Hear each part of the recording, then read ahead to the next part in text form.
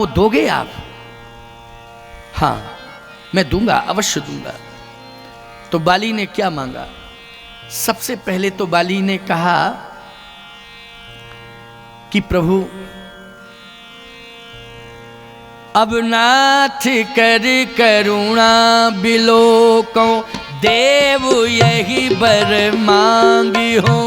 अब नाथ कर करुणा बिलोको, देव यही बर मांगी हो। जही जोनि जन्म हो कर्म बसता, राम जी पद अनुरागी हूँ। जही जोनि जन्म हो कर्म बसता, राम जी पद अनुरागी हूँ। राम जी पद अनुरागी हूँ। राम जी पद अनुरागी हूँ। राम जी पद अनुरागी हूँ, जहीं जौनि जन्म हूँ। हे प्रभु, मैं नहीं चाहता हूं कि मुझे वैकुंठ मिले। मैंने जो कर्म किया उस कर्म के अनुसार मुझे योनि मिलना चाहिए, आप वहीं भेजना जो मैंने कर्म किया है। लेकिन इतनी कृपा करना कि चाहे जिस योनि में पहुंचूं, जिस समय प्राण निकले उस समय आपका दर्शन मिल जाए, आपका दर्शन मिल जाए।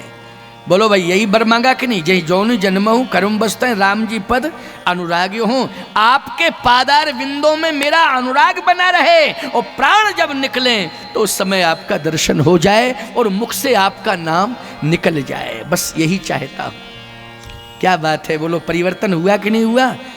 ये किष्किंधा कांड बोलो ईमानदारी से मुक्ति का मार्ग प्रशस्त करता है कि नहीं करता है? और अपने अपराधों को स्वीकार करने के लिए बाध्य करता है कि नहीं करता है? बोलो भाई, कि अपने अपराधों को स्वीकार करो। ये किष्किंधा कांड प्रेरणा दे रहा है। ये मैंने मूल बात बताई किष्किंधा कांड की। भगवान ने कहा ठीक है, मैं वचन देता हूं, मैं दर्शन दूंगा, मेरा नाम तेरी जिह्वा पर होगा। कहा प्रभु एक और इच्छा है। क्या? कि मैं जा तो रही हूं, लेकिन अपने भाई को हृदय से लगा लूं एक बार, सुग्रीव को, जिससे दुनिया ये समझ जाए कि बाली विरोध समाप्त करके गया है। भाई, भाई को हृदय से लगा लिया, विरोध तो सुग्रीव से था ना, हृदय से लगा के गया है। ये सारी दुनिया देख ले कि मरने के पहले पुत्र अंगद को हृदय से नहीं लगाया है, भाई सुग्रीव को हृदय से लगाया। नहीं तो ज्यादातर मोह ममता संतान के प्रति होती है ना, है? मरने वाला व्यक्ति संतान पास में हो तो फिर पुत्र को हृदय से लगाएगा कि भाई को लगाएगा, बोलो, है? लेकिन अंगद खड़ा था, का इच्छा व्यक्ति की कि मैं अपने भाई सुग्रीव को हृदय से लगाना चाहता हूं। वाल्मीकि रामायण, भाई को हृदय से लगाना चाहता हूं, सुग्रीव को, ये मेरी इच्छा है। भगवान ने कहा ये तो बहुत छोटी सी बात है सुग्रीव। हाँ सरकार, जाओ अपने भाई के हृदय से लगो, प्राण निकल रहे हैं, प्राण न निकल जाएं, जल्दी लगो। सुग्रीव कहता है प्रभु मेरी भी एक प्रार्थना है। क्या? दूर ही से राम राम करवा दो, क्योंकि सामने तो खड़े ही हम, हृदय से लगे, पता चले दोनों ही चले जाएं साथ में। कहो, क्योंकि भुजाओं में इतनी ताकत है कि पकड़ा हृदय से लगाए ऐसा मसलेगा कि दोनों ही जाएंगे एक साथ। क्योंकि हमें भुजाओं का बल मालूम है कि कितनी ताकत है भुजाओं में। इसलिए मेरी प्रार्थना है कि दोरई से हम राम राम किए लेते भैया से, और प्रणाम भी किए लेते कि बड़े भैया आपको प्रणाम है, हृदय से मत लगवाओ।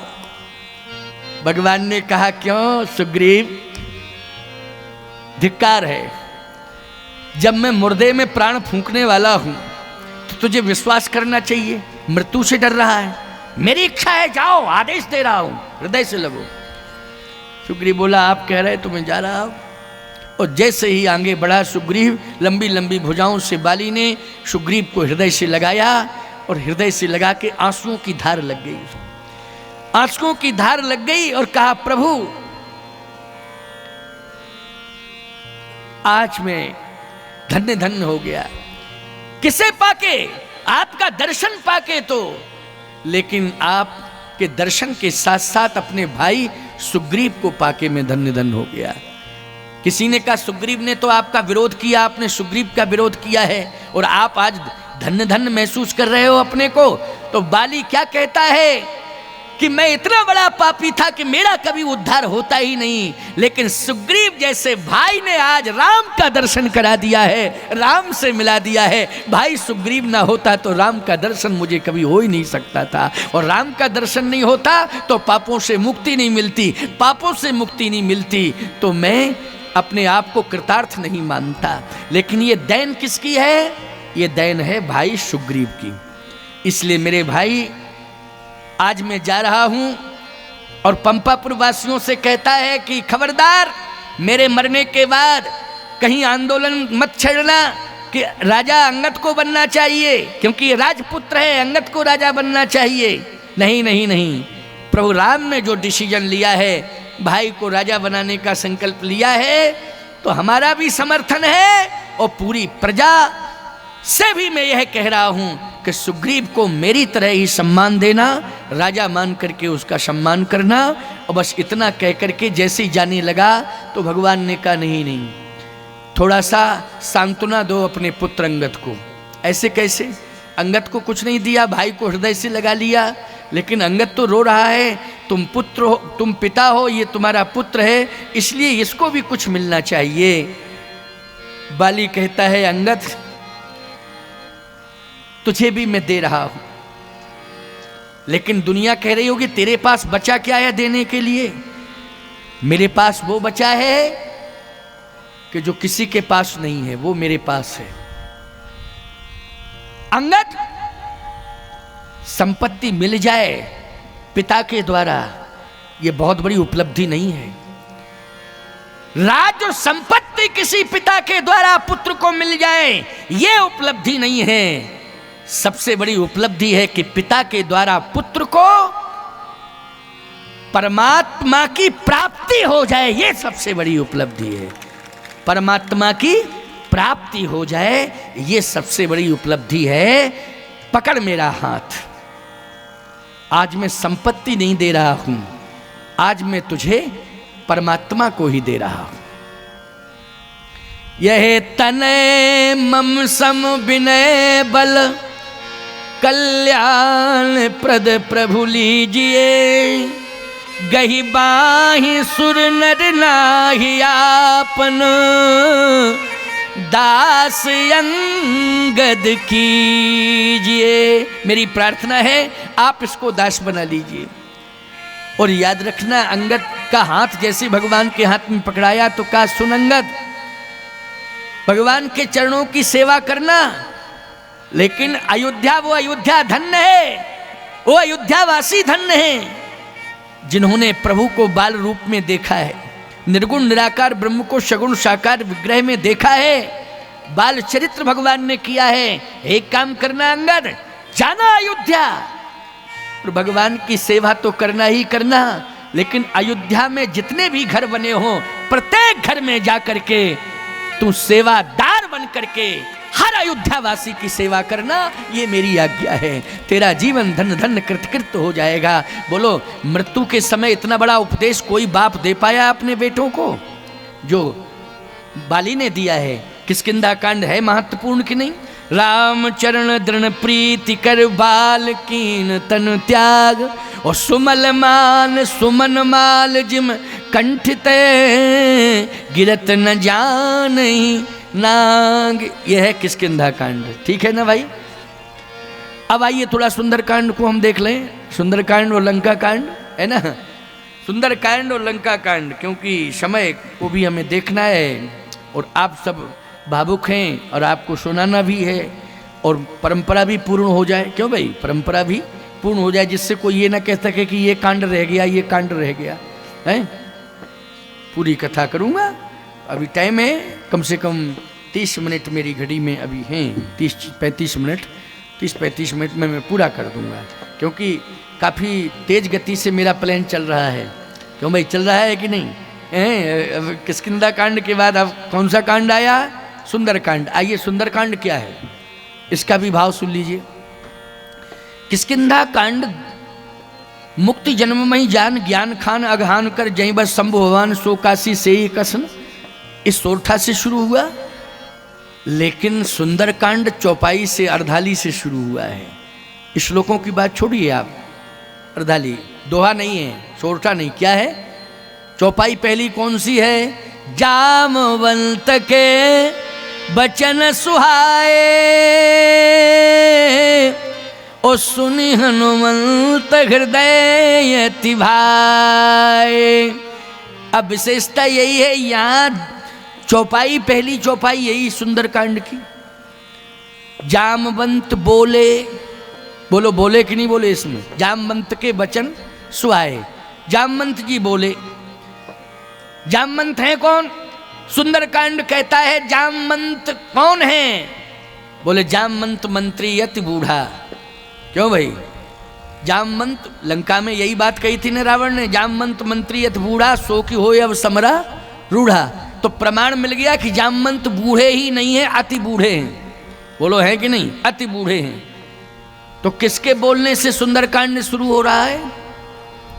जामवंत के बोलने से। अच्छा, सुन कौन रहा है जामवंत की बात? बोले सुने हनुमंत हृदय अति भाए। हनुमान जी सुन रहे हैं। तो हनुमान क्या है? अतुलित बलधामम स्वर्ण शैलाभदेहं धनुजीवन कृशानम ज्ञानिनामग्रगण्यम सकल गुण निधानम वानराणाम धीशम रघुपति प्रिय भक्तम बात जातम नमामि अतुलित बलधामम। अच्छा भैया एक बात बताओ, अतुलित बल किसके पास होता है? नौजवान के पास। बल किसके पास होता है? नौजवान के पास। तो अतुलित बलधामम, हनुमान जी नौजवान हैं और जामवंत मंत्री यद बूढ़ा, जामवंत बूढ़े हैं। मैं एक बात कहता हूं, सुनिए। हर कांड का एक परिचय है। बालकांड भगवान की बाल लीला से संबंधित है। अयोध्या कांड अयोध्या की घटना, भरत चरित्र आदि से संबंधित है। अरण्य कांड अरण्य अभ्यारण्य से संबंधित है, अरण्य में घटनाएं घटी, अरण्य कांड। किष्किंधा कांड किष्किंधा राज्य से संबंधित है। लंका कांड लंका से संबंधित है। उत्तर कांड पूरे कांडों का उत्तर है उसमें। लेकिन ये बीच में सुंदर क्या आ गया? सुंदर, इसमें न नगर का नाम न डगर का नाम। क्यों भाई? है न व्यक्ति का नाम। ये डायरेक्ट जो है सुंदर कांड है, सुंदर कांड। अच्छा एक बात आपको बताएं, सबसे बड़ा अग्निकांड किस कांड में हुआ है? हनुमान जी ने आग किस कांड में लगाई? सुंदरी कांड में। तो इसका नाम रखना चाहिए था भीषण अग्निकांड, क्योंकि पूरी लंका जल के खाक हो गई। तो इसका नाम क्या होना चाहिए था? भीषण अग्निकांड। लेकिन लिखा है सुंदरकांड। बोलो भाई, लिखा नहीं सुंदरकांड? इसमें कौन सा ऐसा कार्य सुंदर? अब सुनिए जरा, विचार पूर्वक कार्य हुआ है साहब। सुंदरकांड नाम ऐसे थोड़ी। जामवंत के बचन सुहाए, ओ सुने हनुमंत हृदय अति भाए। इस कांड की शुरुआत है बूढ़े जामवंत के बोलने से। और सुनने वाले कौन हैं? श्री हनुमान जी हैं। तो सीधा सा अर्थ है कि जिस समाज में बूढ़ा बोलता हो और बूढ़े की बात को श्रद्धा पूर्वक नौजवान सुनता हो, उस समाज में सदा सुंदर कांड होगा प्यारे, सदा सुंदर कांड होगा। क्योंकि बूढ़े की बात नौजवान सुने और श्रद्धा पूर्वक सुने। बोलो सुंदर कांड होगा कि नहीं होगा? उस घर में सुंदर कांड, उस नौजवान के हाथ से सुंदर कांड, उस समाज में सुंदर कांड, उस राष्ट्र में सुंदर कांड। इसलिए यहाँ शुरुआत हुई है बूढ़े जामवंत के बोलने से। और सुनने वालों की परंपरा में स्वयं हनुमान जी हैं। नहीं तो और कोई बंदर सुनते, हनुमान जी सुन रहे हैं, नाम हनुमान जी का लिया है। इसलिए सुंदर कांड आपको प्रेरणा देता है। सुंदर कांड का यही मर्म है कि बूढ़ा बोलता हो और नौजवान श्रद्धा पूर्वक सुनता हो। निश्चित रूप से सुंदर कांड आपको ये आशीर्वाद देता है कि तुम्हारे द्वारा जीवन में सुंदर कांड होते रहेंगे, सदा सुंदर कांड होते रहेंगे। ये सुंदर कांड आपको प्रेरणा दे रहा है। ये कौन सा कांड प्रेरणा दे रहा है? सुंदर कांड। इसलिए सुंदर कांड की विशेषताएं तो बहुत हैं, लेकिन चलिए थोड़ी देर के लिए